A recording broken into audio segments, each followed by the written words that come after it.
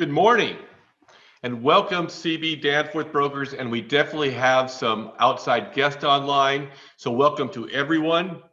Thank you so much for joining us. I am Dave Danforth, the designated broker of Coldwell Banker Danforth. Super excited about our panel and our topics today.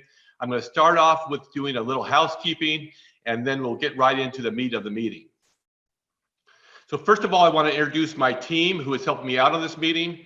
Alex Eckert, our branch manager of the Seattle office. He will be watching your questions as they are coming in, and with time permitting, redirect them to our panelists towards the end of the session. And Tom Ralph will be working the back end of the Zoom meeting and making sure everything runs smooth. Thanks, Tom. I want to thank everyone of our brokers for sharing our We Are Open for Business video. Because of your efforts, we have had over 15,000 views in just 1 week.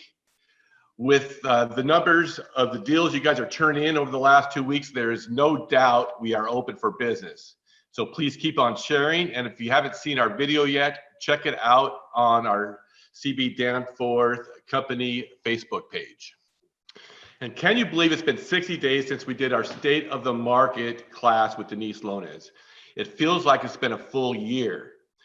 With all the changes that have happened, Denise is excited to lead our discussion on the current state of the real estate market through a Zoom meeting that we'll have set up for next Tuesday. We've also added the heads of our commercial and property management division to this meeting. It should have tons of information. So between today's state of the market, state of the mortgage market industry, and Tuesday's state of the real estate market, we should be totally up to speed. So make sure you add next Tuesday's meeting to your 11 a.m. calendar. Since today's panel will be focused solely on the mortgage industry, I thought it might be interesting to see what trends Coldwell Banker Danforth has seen over the past 2 months. So we looked at the 3 weeks prior to the stay home, stay healthy shutdown and the 3 weeks after. And the only trend we are seeing here, as you can see, is that there is a movement away from FHA and VA loans in favor of conventional. So here's a list of today's topics we're going to try to cover. Since the bulk of the deals are conventional, we will start off with that. If you have any questions, use the Q&A button on the bottom of your screen, and we'll get to those towards the end. And lastly, and most important, I want to introduce our panel today and thank them in advance for taking time out of their very busy schedules. These guys are awesome. Scott Ask, the Regional Vice President of Caliber Home Loans.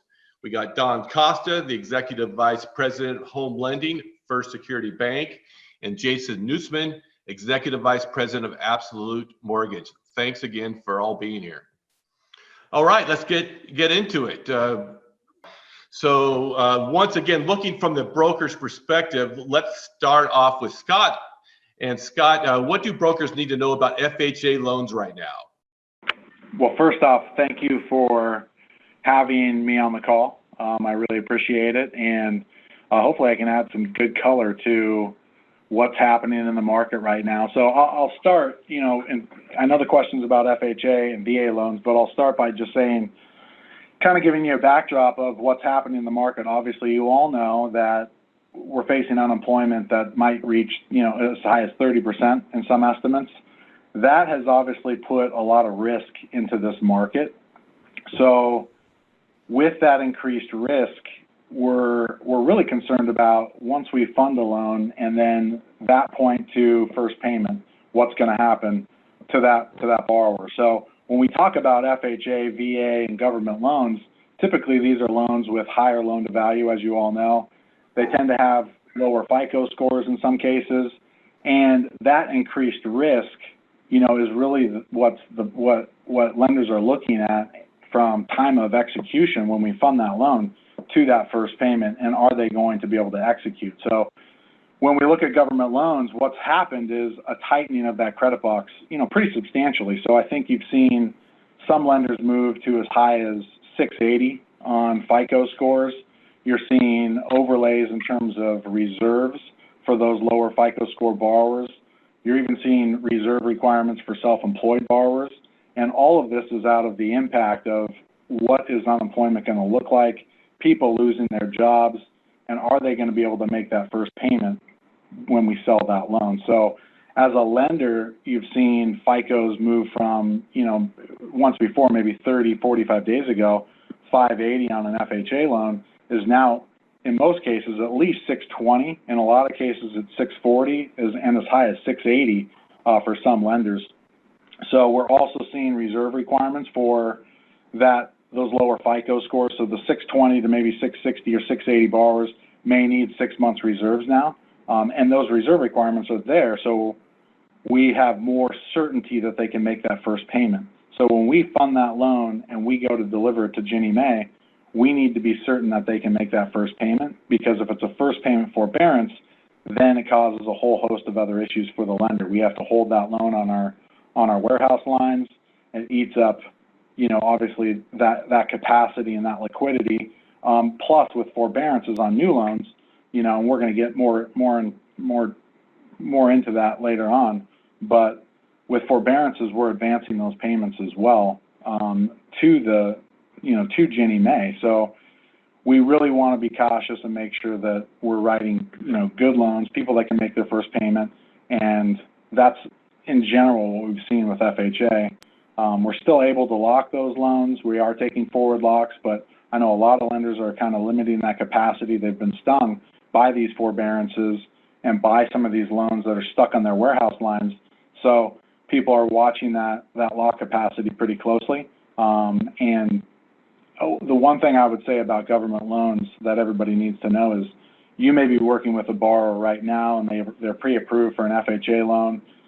That could change. Things are changing at a rapid pace right now. And then the other thing I would say is the differences between lenders are pretty dramatic.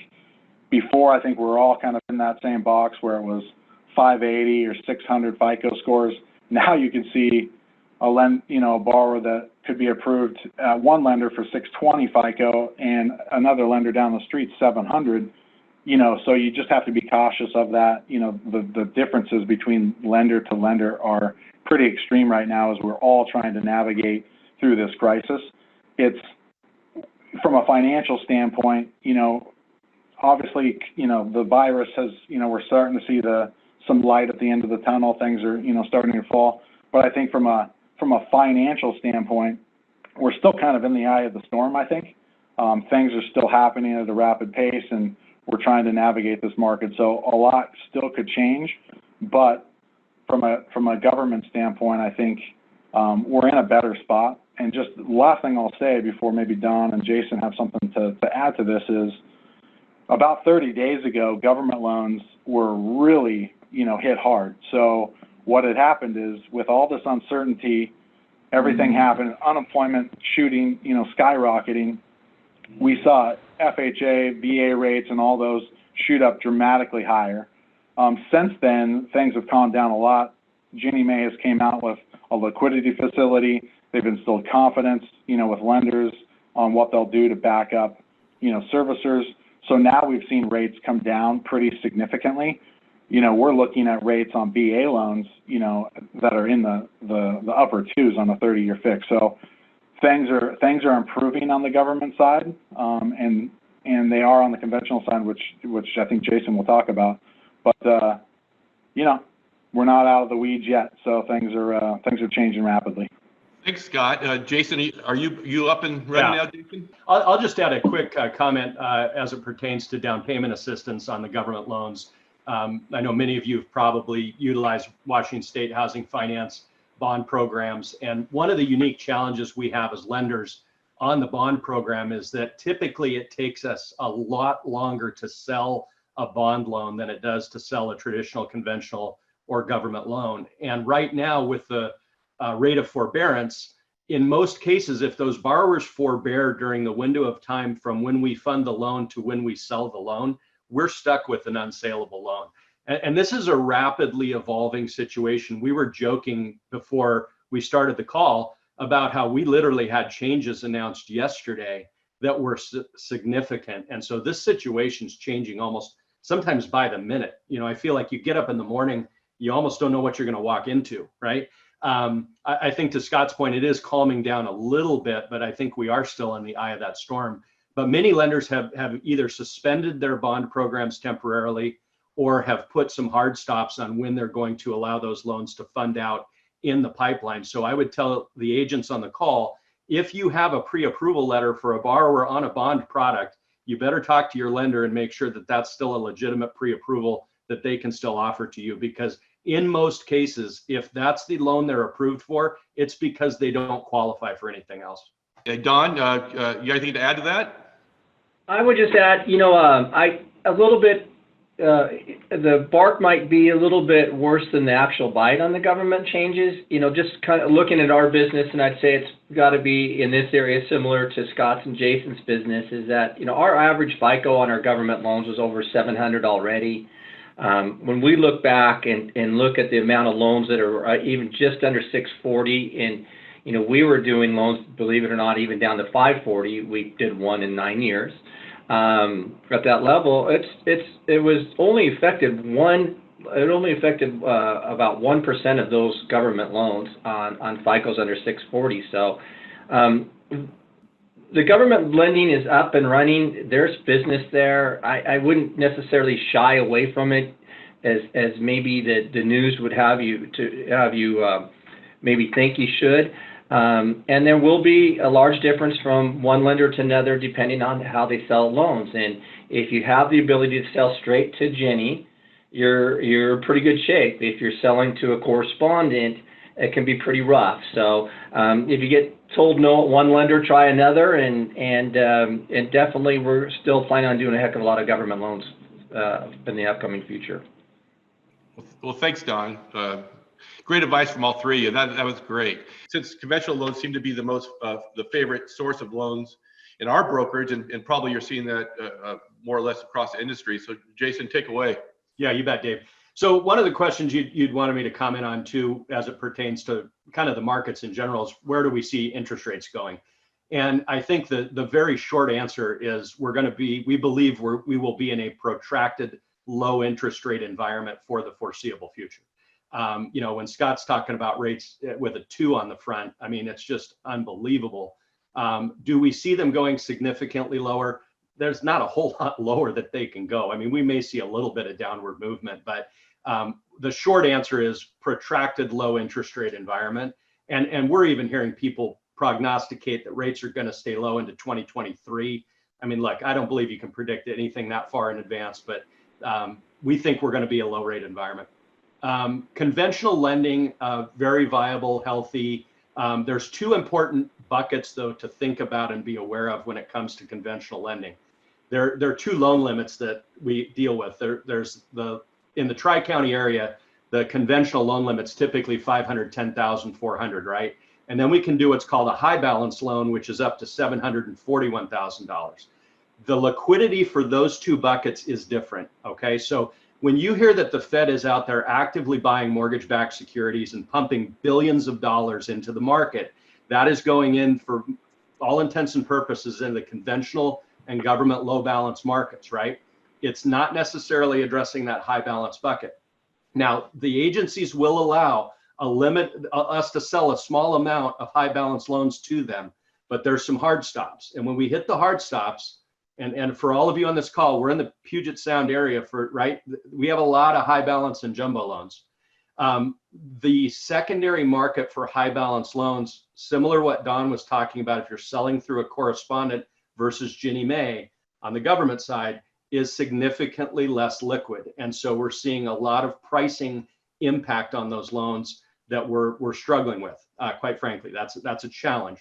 The conforming and government low balance market is probably the most liquid and the least likely to be impacted on a go-forward basis because the Fed is actively buying those loans and helping to shore that market up.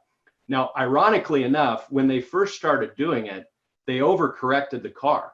And they were buying so many loans that they actually threw the whole mortgage industry into a tailspin because, and I won't get into the weeds because it doesn't matter, but we ended up getting margin calls with our locked pipelines because the Fed was buying so much that they upended the apple cart. So fortunately, that's died down. We've seen volatility really calm down and the Fed has moderated their purchases to where we're confident that this is going to be a good, viable market for some time. You also wanted, let's have a footnote on that though, and that's the forbearance conversation, which we're going to get into later. That's still a rapidly evolving situation that we are trying to adapt to. And then similar to what we were talking about with government loans, you may see some overlays on conventional loans as well. A lot of lenders would sell their servicing right out of the gate and just get those loans off their books. Well, the value of servicing in the secondary market effectively went to zero, which affected many lenders' rate sheets and made it harder for them to be competitive. Certain companies have been able to pivot to a servicing retention strategy, but in doing that, they're going to own that loan longer. And so they're going to be a little more careful about what they put in their portfolio. So you may be seeing some overlays on the conventional side as well as a result of that. Well, thanks, Jason. Let's go over to Don. What else do you got to talk about, Don, about conventional loans? Probably of all the topics today, the high balance is the most challenging. It has a lot of similarities to the jumbo market, and as far as who the purchasers are of those loans, they're traded completely separately, as Jason was saying. For probably the last 8 years or so, when high balance came in, we were generally selling those loans with about a 1.5 point difference compared to a conforming loan. And at the end of March, the spread went up to 5 points difference, which will reflect in a much higher rate. Right now, we're seeing them trade behind a conforming loan 2 to 4 points, selling into the directly into the market. And you say, why 2 to 4? The 4 points are on our higher interest rate loans. The fear of prepayment penalties is there. Not prepayment penalties, early payoffs is there. And they just are not paying up for the higher interest rate loans. And so what I'd recommend, if I was in the real estate business and you're in the high balance price range on a listing, I think it's a great idea before you even consider maybe dropping the price or anything, is to consider paying a point or two. And that point or two, that buy down schedule is as good as I've ever seen in I don't know, since high balance has been around, that you can quickly buy that rate down to a really reasonable rate or really low rate with a point or two. Well, that's great, Don. Thank you. How about you, Scott? Yeah, I mean, to both Don and Jason's points, I mean, the high bal is a very challenging market right now. So just to put that in perspective in terms of rates, you might see a rate of, out there on the street for conventional 3.125 on a 30-year fixed. Right now, you might be seeing on a high bal, 3/8 or a half higher potential, depending on your lender. So it's just important to, communicate that to your buyers, to your sellers, that there is a difference there. So that's one big one that we're working through. Things will change here as we move forward, I'm sure. The other big piece that, applies to conventional but also government loans is at point of closing, right? We are having a lot of trouble, obviously, on the verifications of employment right before closing. So that's just one big thing to be aware of as we're nearing closing on a lot of these transactions. Is the goalpost has moved where we used to do a verbal verification, within 10 days, and some lenders are different, on this, but we've moved to, say, 3 days, we have to get a verbal verification of employment. So if that borrower has been impacted by the virus or the work-at-home order, and we're not seeing them, working right now, they've been furloughed, or for self-employed borrowers, if they don't have a recent deposit, or income to validate, that's going to put us in a tough bind, when it comes to closing. So I would just say for all real estate transactions, that's going to be a hurdle that we are going to have here for the foreseeable future as unemployment continues to rise. Companies are still furloughing people for a week or 2 weeks. It makes it really difficult for us to execute on that verbal verification of employment right before closing, and that could cause delays if we can't get a hold of somebody at HR, we can't get a pay stub, or we just don't know if this person has been impacted. Again, it all spins back to, are we going to be able to close this loan, and are they going to make their first payment, or are they going to be at jeopardy of having a first payment forbearance, which puts the lender in a really difficult spot. So I would just caution everybody on the verbal VOE piece, for all loans. That's a big hurdle for us right now. Great, thanks, Scott. A couple follow-up questions on this. Now, are you seeing any differences with the locks and how long they are allowed to float out there, and I guess the cost of the locks and the down payment thresholds? Are you in the conventional world? I would say on the locks, Dave, there was a temporary window of time there when we were really impacted, and that was going back to my comments around the Fed kind of overcorrecting the car with their MBS purchases. They pushed lenders into margin call situations that literally for large lenders were in the 8-digit figure that they were having to write checks to clear these margin calls. And so temporarily, most lenders did some sort of knee-jerk reaction to that either caused them to severely restrict their lock policy, maybe not allow lock till clear to close or underwriting approval, shorten their lock terms. Now that the Fed had got the message, thanks to a lot of people in the industry, we got the message to the Fed, they moderated their purchasing. That margin call risk, we believe and hope, is largely in the rearview mirror. And I think you're starting to see lock policies and restrictions ease as a result. And if you haven't already, it will continue to happen in the short term to intermediate term. Cool. And then any difference on the down payments that are required? Same. Not on conventional loans. Same as before. Yep. Cool. All right. Let's move on. Let's go to jumbos. I know that market's really been it's in turmoil. So we'll let Don tackle that one to start off with. Well, it's kind of interesting in the jumbo part. It gets a lot of headlines, but when you kind of really look at the business, for us, our businesses, this is just for Washington State. Our average loan amount's less than $400,000, and when you look at the MLS stats, the average sales price, I think, is what, roughly, Dave, in the 700 range in King County. So you're talking about a fairly small piece of the business, but that catches a heck of a lot of attention. And generally, the borrowers in the jumbo market are pretty well heeled. So yes, there's been a pullback of loans over an 80% loan to value. They're difficult to find, which they were pretty easy to find up until maybe 3 weeks ago. And they've increased the FICO scores, but we already had kind of heightened FICO scores. They've increased FICO scores to 700.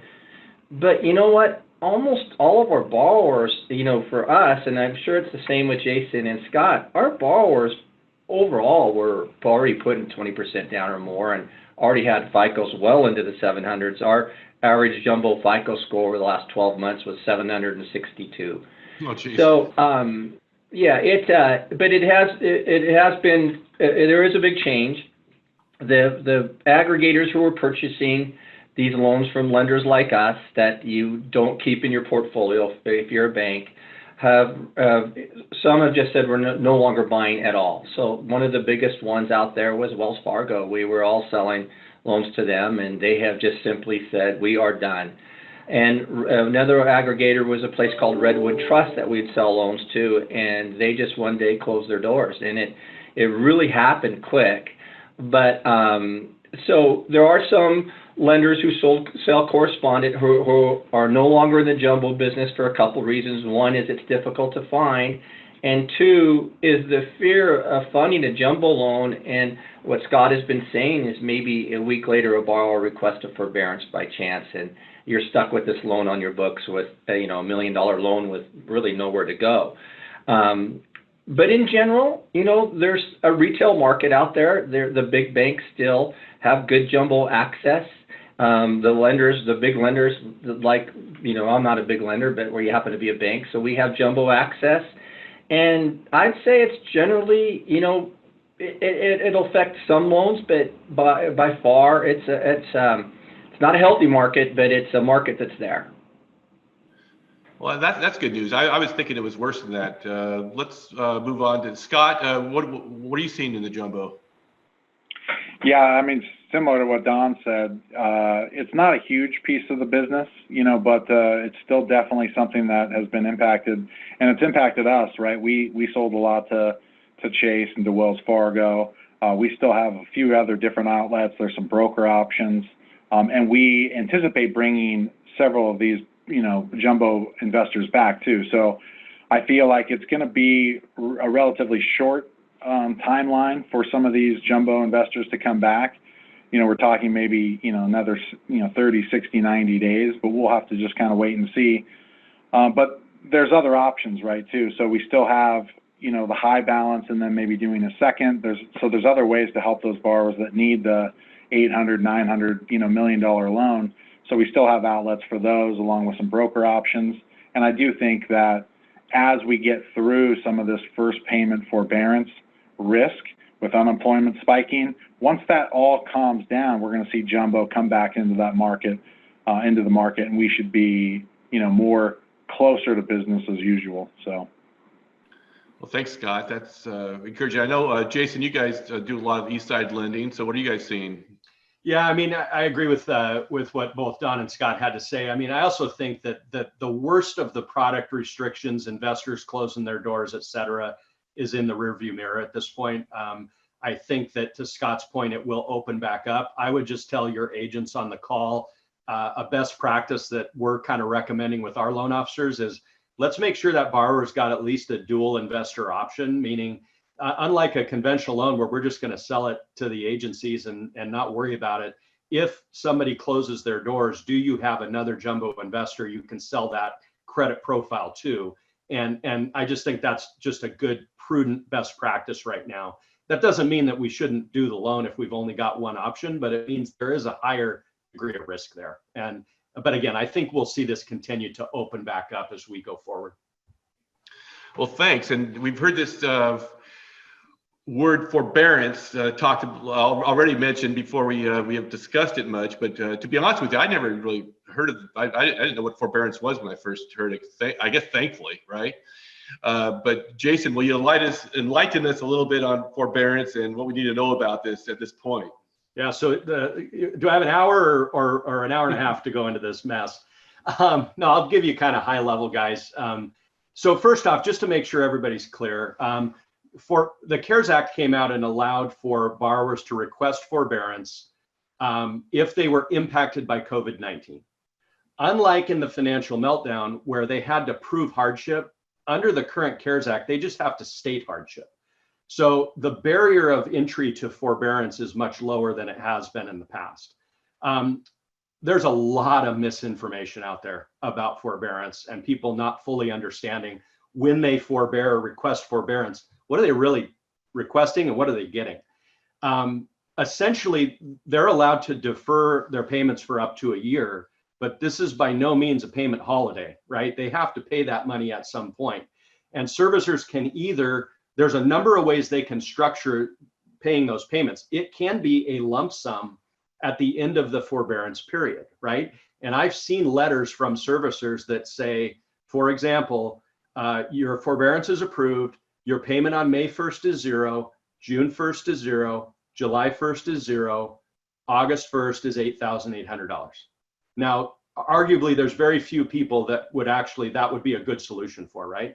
So they need to be really careful, first off. And the experts all say, you should only forbear if you need to forbear.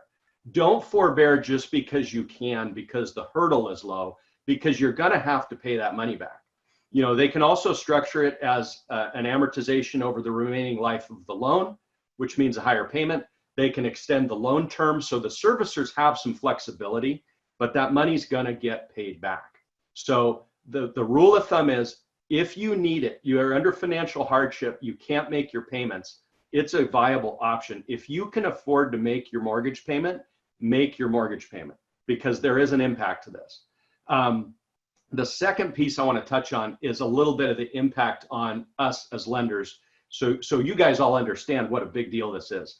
And this was the news I referred to coming out yesterday. There's been a lot of pressure on the FHFA, which is the government agency that oversees Fannie Mae and Freddie Mac, to grant servicers some leniency, because we're literally funding loans. And the day of the loan funding, the borrower's calling and asking for forbearance, okay? And up until yesterday morning, right, Fannie and Freddie were like, we won't buy the loan. If they forbear on day one, it's not eligible for purchase. Now in their infinite wisdom, Okay, they've come back and said, well, no, we will buy certain loans. If it's an owner-occupied purchase, we're going to buy that loan, even if they forbear immediately, right? But we're going to add a loan level pricing adjustment of 700 basis points. In other words, if it's a $400,000 loan, they're going to charge us $28,000 to buy that loan. Jeez. So needless to say, we were not thrilled with where they landed on this subject. Now, it's a moving target, right? It could change. But the reality is that the cost that we retain as lenders to take the risk of a borrower forbearing between the time we fund the loan and the time the loan is sold is massive. So what do we have to do? Well, we've got to take that risk and spread it out over our entire pipeline. We don't make $28,000 on a loan. So what we're going to do, and I'm hypothetical numbers here, let's say 10% of our pipeline elects to forbear before we can sell. Essentially, we've got to take that 700 basis points and spread it over the entire pipeline. So that would be the equivalent of 70 basis points or about a quarter in rate, just to kind of put it in an interest rate context, if we have to retain that risk on a go-forward basis. Now, for first-time home buyers, it's only 500 basis points, but it's a massive, massive number. And so there's a real impact on us as lenders. This isn't just lenders being selfish saying, we want you to make your payments, don't forbear. It directly impacts our ability to operate. And so it's a big, big deal. So again, that guidance from the experts, do it if you need to. If you're in financial hardship, there is a legitimate reason, but understand what you're getting into and don't just do it to take a payment holiday. Oh, that is so interesting. So basically, it sounds like interest just keeps on accruing no matter what. So you don't get an interest rate break at all, or the interest earned by the mortgage company keeps on adding up. You're going to pay all that money back. They can't charge you late fees. And one other detail, the CARES Act says that it can't impact your credit. But here's a weird little loophole that people aren't aware of. Forbearance is available for these government loans and Fannie Mae and Freddie Mac loans. That loan's not a Fannie Mae loan until we sell it to Fannie Mae, okay? It's a Scott loan or a Don loan or a Jason loan until we sell that loan. So technically, the servicer, if it's us and we own it, we don't have to grant forbearance, technically, until we sell the loan. And so you're going to see cases where people are asking for forbearance, and technically we could say no. Obviously, we want to support the intent of the act and help people out where they need it. But that's why it's so important people don't abuse it. Wow. Well, thanks, Jason. Now, Don, what are you seeing in this? I mean, yeah, perfect explanation by Jason. We're seeing that most people don't understand the repayment part of it, that it's technically due at the end of the forbearance period. And we're seeing some abuse of the program, people thinking it's a payment feature, but by far it's people that are in need. And we're seeing about 40% of the people that contact us for a forbearance decide that it's not their best option once they understand the terms. I'd just like to say, our numbers and national numbers, everybody's not doing a forbearance as maybe the news would make you think. The range is from 3 to 7% of the mortgages are in some kind of forbearance plan. So it is, at this point still on the lower side of things. We're seeing on the credit reports a notation being put on possibly every Fannie and Freddie and Ginnie loan saying that this loan is affected by a natural declared disaster, and people are calling us and getting upset that why is this being put on our credit report by either us or another lender. And different lenders seem to be treating it differently. Some lenders seem to be putting it on every loan in their servicing that is a Fannie, Freddie, or Ginnie. Some lenders seem to only be putting it on if the customer's actually in a forbearance, and that's creating a little challenge for us on the underwriting side. But we seem to be working through that. I just want to remind people it is for primary homes, it's for secondary homes, it's for investment homes, which is pretty liberal and awfully nice, I guess, of our government. But if you do have an investment home, it comes with some criteria of how you treat your renter. So you can't put your renter in any kind of throwing them out of the house, or threatening them in any way. You can't start any of that stuff if they're not paying rent. So make sure, if it is investment property, that you understand what your tenant's rights are at that time through the forbearance period. But yeah, it's busy. I think our concern as a servicer is right now it's a non-qualifying. You call up, you say I have a COVID-related financial issue. We're going to send you the form. We're going to explain to you what's going on. But at the end of the forbearance periods, which, depending on lenders, 3 months, 6 months, 12 months, you got to qualify for that extended period. And that typically means on the modifications we've dealt with outside of this is the customer submitting financial information, asset information, and the staffing to handle that much business is going to be challenging. And I'm sure we're all doing our best to staff up for it. But I'm just concerned at that point a year from now how it's all going to be dealt with. And last is, we've received a few calls from agents saying, can we help you with your REOs? And knock on wood, we don't have any REOs. And really with this plan, there's no reason to even have an REO for a year and a half down the road. So, so there's not going to be a bunch of homes sitting in foreclosure generally, like it would happen really quick in the 2008, 2000 time period. It's quite a bit down the road. Thanks, Don. And then Scott, do you have anything you want to add to this? Yeah, I mean, great job, Jason and Don. Some great points. I look forward to what's the future impact for these forbearances as well. So, Don touched on it. Is if a person is in forbearance and we're anticipating rates to maybe go lower here over the next several months, somebody in forbearance isn't going to be able to take advantage of those low rates and refinance unless they're out of forbearance. So that's one consideration that we ask borrowers to take into, as they think about the options, to take that into account. And then the other thing is, when we look at home values, a lot of people ask me what's going to happen with home values, and I don't know necessarily the answer, but as I spin this forward in my mind, thinking about the forbearances, there's not a lot of pressure on borrowers that are in trouble from a housing standpoint or from an income standpoint. They can just do the forbearance and they could extend this out without barriers of entry to 12 months, right? So people aren't under the pressure to sell their house right now and liquidate and get out while they can. So we're not going to see this big increase in supply. And also demand is increased or is decreased as well as a result of this virus. So a lot of the forecasts show home values actually staying about the same or increasing this year and even next year. And as we look forward a year from now, when we get through that 12 months, what does that situation look like? We're unsure. A lot's going to depend on where we're at with the virus and all of the things that go along with that. So right now for the next year, we're anticipating values to, continue to maybe rise or stay about the same. We might see a little dip here in the short term, but I don't think we're going to see some big increase in REOs or anything like that, at least for the next 12 months for sure.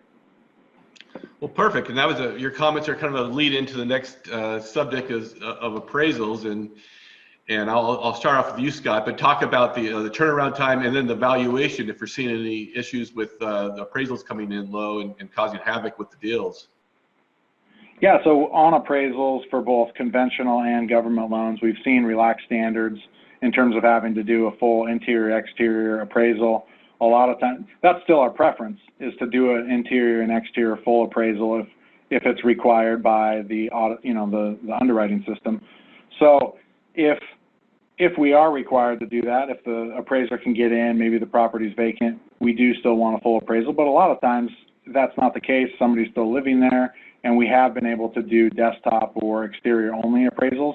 So there's been a really good relaxation on those guidelines from Fannie, Freddie, and Ginnie Mae.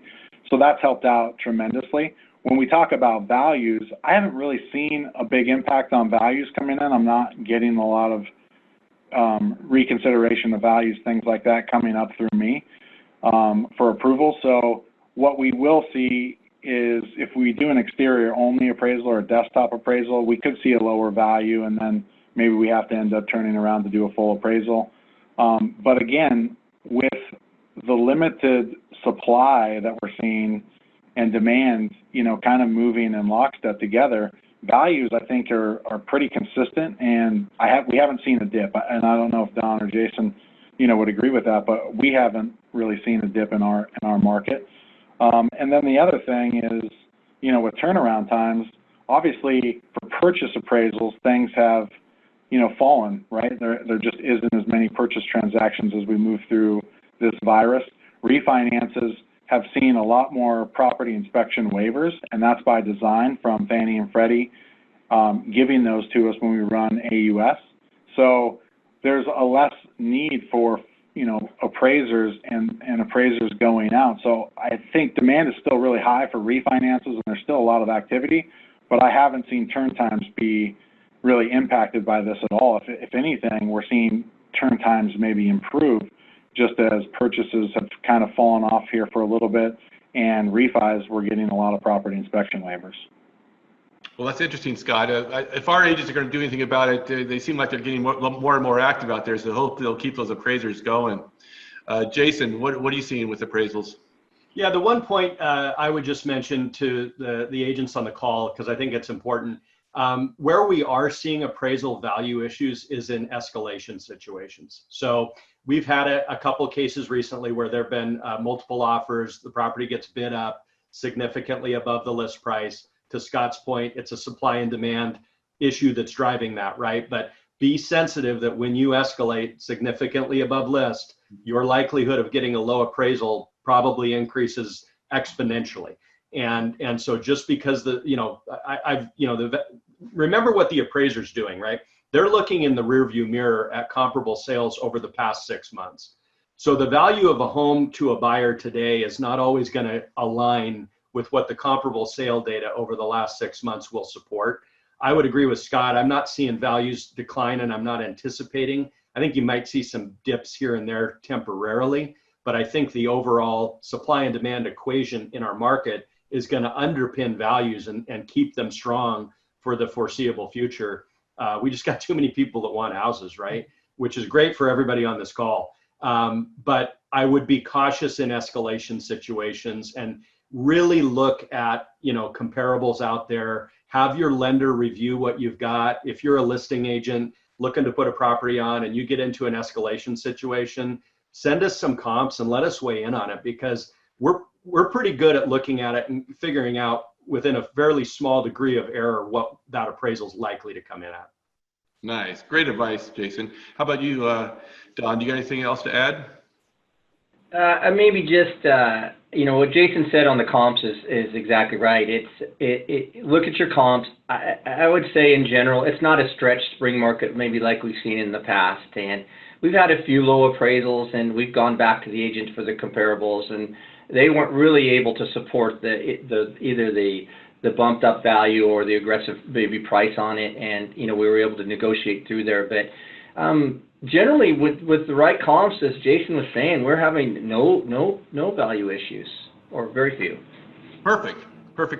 So we have one last segment we're going to do, but I want to remind everybody, if you have a question, just shoot it to the Q&A portion at the bottom of your screen, and then we can hit those up in about 5 minutes. So let's get on to the last section. We'll start off with Don. What are you seeing with the, this is not really to do with the purchase market that our agents deal with, but they are advising their clients. And so what are you seeing with the refis out there and the lines of credit?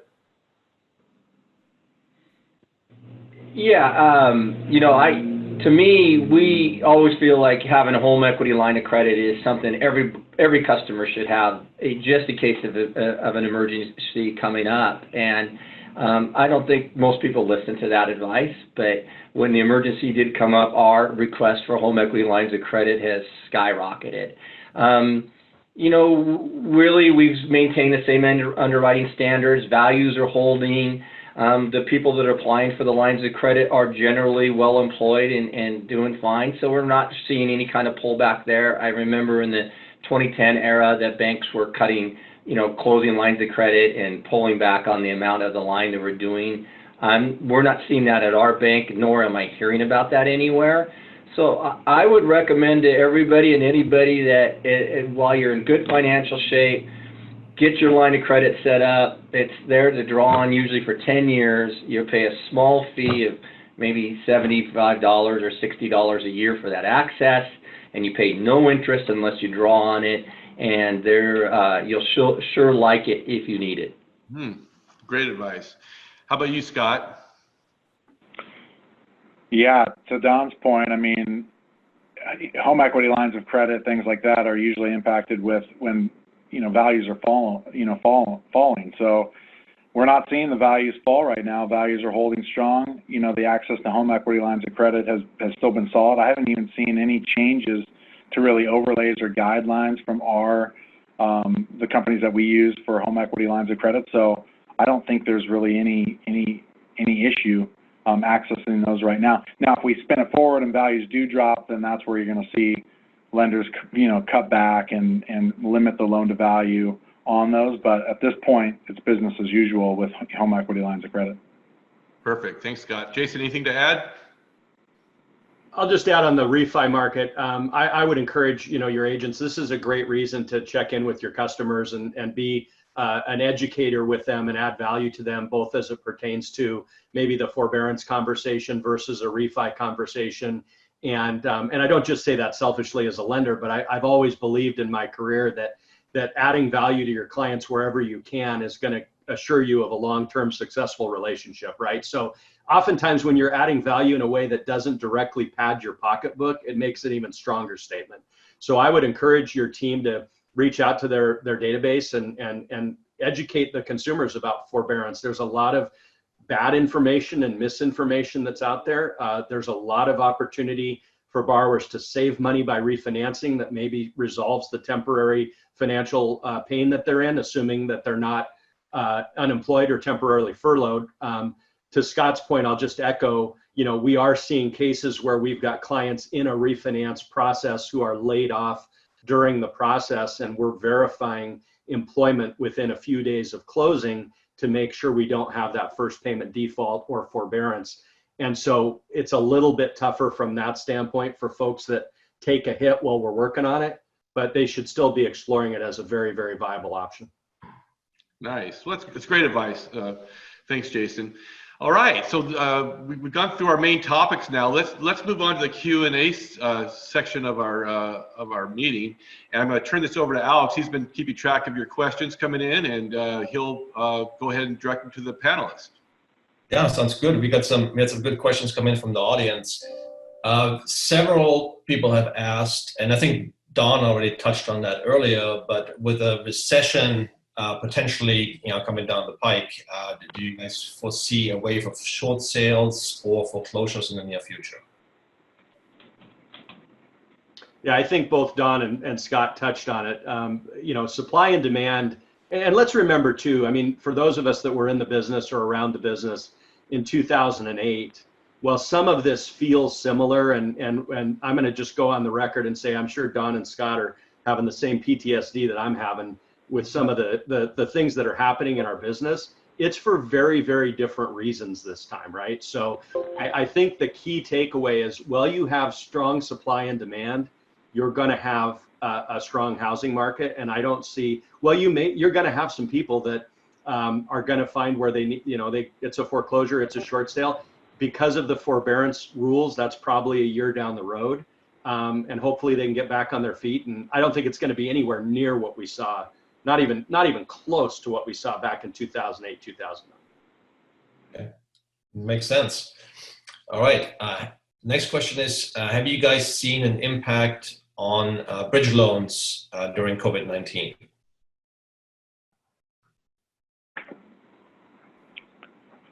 I'll take that one. I mean, on the bridge loans, we don't do a lot of bridge loans, first off, but the ones that we are doing, we haven't really seen an impact because, again, the values are holding. We haven't seen lenders pull back on the bridge loan product yet. So at this point, we really haven't seen any changes that I'm aware of. And until we see values, under pressure, I think it's going to be, a product that's still available to all lenders. Okay, great. How about you, Jason and Don? Same? Yeah, we don't really do bridge loans. I would tell you this, though, like just to kind of segue into where we've seen major impact is in the non-QM or non-qualified mortgage market, where those just basically got shut off. And just again, to put it in perspective, large lenders who funded loans that kind of fall in that outside the normal bucket, that are a little more flexible from a guideline standpoint, went from getting bids of about 103 to 105 to like 70 to 80. So again, on a $500,000 loan, lender would take a $100,000 haircut just to sell the loan.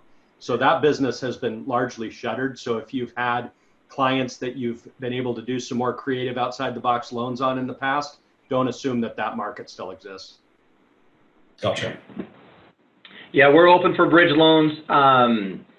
We're probably a bit more conservative, maybe a little bit lower loan to value on the bridge loan on the higher sales price loan amount, sales prices. But in general, we're open in doing them. And, the biggest thing is we just want to make sure we don't put the borrower in a bad position, that if they do have to drop price, that they that they have the ability to do that and not have to, write us a check at the end of the day.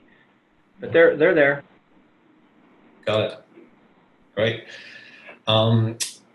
Okay, next question is, what specific loan types and loan amounts are easiest for buyers to currently get approved on? I'll start. Most of our business, and I would say it's got to be the same with Jason Scott, we're using automated underwriting. And so we will have a little bit different overlay of maybe a higher FICO from one lender to another. But, really the FHA underwriting system is still underwriting loans like it did earlier. They didn't put any overlays that maybe we have done as lenders. And on the conventional side, it's the same thing. So in general, you should still see about the same underwriting standards you have outside of an overlay specific guideline one lender may have compared to another. And I would just reiterate, loan limit, again, to go back to that high balance conversation, that loans under 510,400 in the Tri-County area, well, anywhere really, that's not even Tri-County, but Tri-County, we can go into high balance, and that's where we can still do those loans. They're just a little tougher, and a little, the pricing's not going to be as attractive. Okay, gotcha. All right, and here's a question specifically about realtors. So as a realtor, if I apply for and receive unemployment, will it negatively impact my ability to refinance my home? I'll start, and the answer is yes.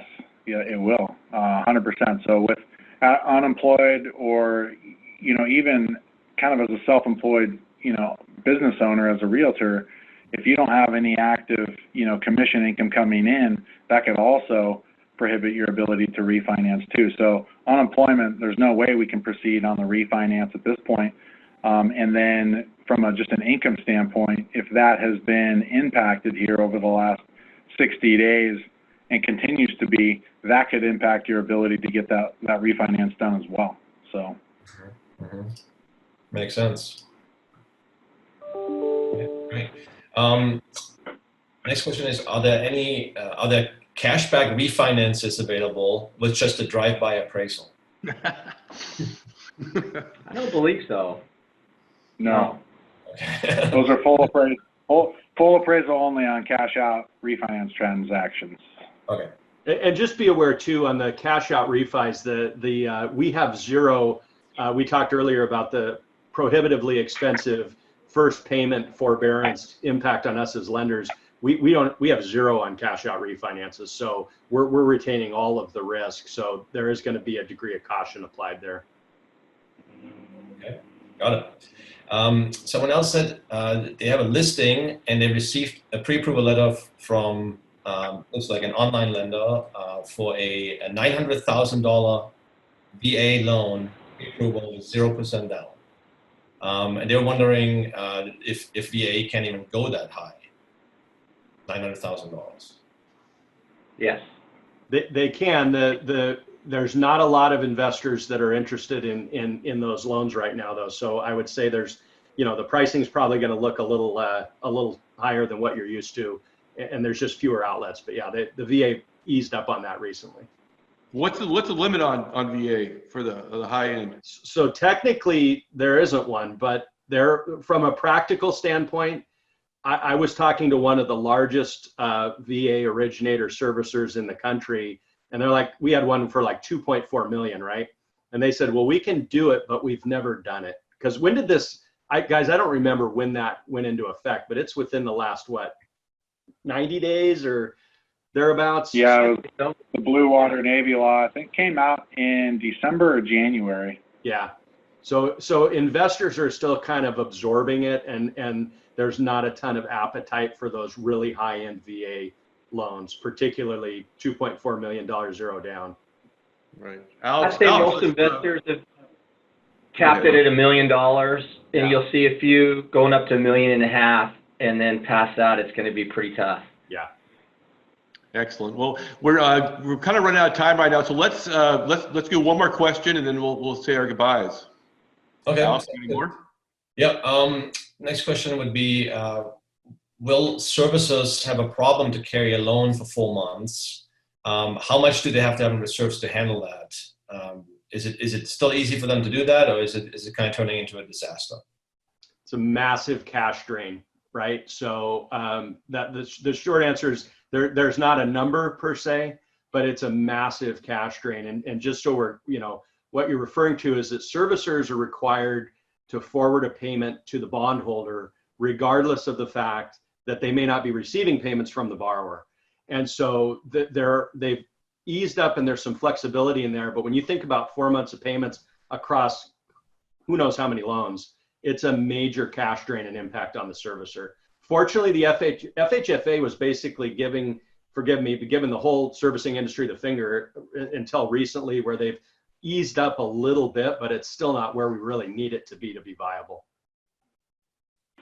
Okay. Yeah, just a point on that. It's I think forbearances right now, and this was kind of older, stale data, but they were upwards of 6% of all mortgages were in some type of forbearance. We don't know what's going to happen with the virus. 6% could turn into 10 or 20% in a hurry. And when you start talking about that amount of mortgages that lenders have to write a check for to cover those payments for 4 months, that is a huge problem. I mean, just the overall mortgage, market is about 15, 16 trillion in outstanding mortgages. And I think maybe 11 trillion or something like that in government and conventional loans. So when you talk about 10 or 20%, just think of one loan, in that $2,000 a month payment example, you're writing a check for $8,000. Now multiply that by, 10,000. That's a lot of money that servicers have to write checks to, and a lot of non-banks, and even Caliber, that's a huge issue. So as we spin this forward, right now I think it's manageable. We know kind of where the line in the sand is, and we are thankful that it stops at 4 months, and that we can sell these loans if it's a first payment forbearance to Fannie and Freddie. But if we go to forbearances that are 10, 20% or more, and this thing lasts for another 6, 12 months, or there's a relapse, the dynamic changes here really quickly. So it still is a massive problem. We're still in the eye of the storm, and we're just going to have to see where things go here in the future. Great. Yeah. Thank you guys so much. Great. Yeah, we're at noon right now, and I want to be respectful of your guys' time. I know how busy it is, and it's crazy. If I had a room full of our brokers right now, I'd have them all stand up and give you a standing ovation, because you guys are awesome. Thank you so much. I mean, you brought a lot of value to our brokers and any of the outside brokers who watch this. And one thing I'm going to do is ask you guys to send me some information about you. I know you each have some loan reps running around out there servicing our brokers. So send me some information, and I'll make sure that gets emailed out to all of our all the participants in here, all the viewers. And then Alex, do you have anything else you want to add? No, just to all the folks who asked questions in the Q&A, we're going to try and get back to all of you guys via email on those questions. So, Great. yeah. Sell a lot of homes. Yes. We are right now. I'm telling you, it's pretty. Yeah. I'm looking forward to next week's stats, but we're just keep on going up and up and up. So it's feeling. We're not like April numbers yet, but it's pretty. Yeah. Pretty exciting, especially considering what 3 weeks ago was. Yeah. Yeah. You can't use financing as an excuse. Okay. All right, guys. Thank you so much. Everybody Thank take you, care out everybody. there. Thank you, everybody. Stay healthy. Bye-bye. Hey, guys, bye.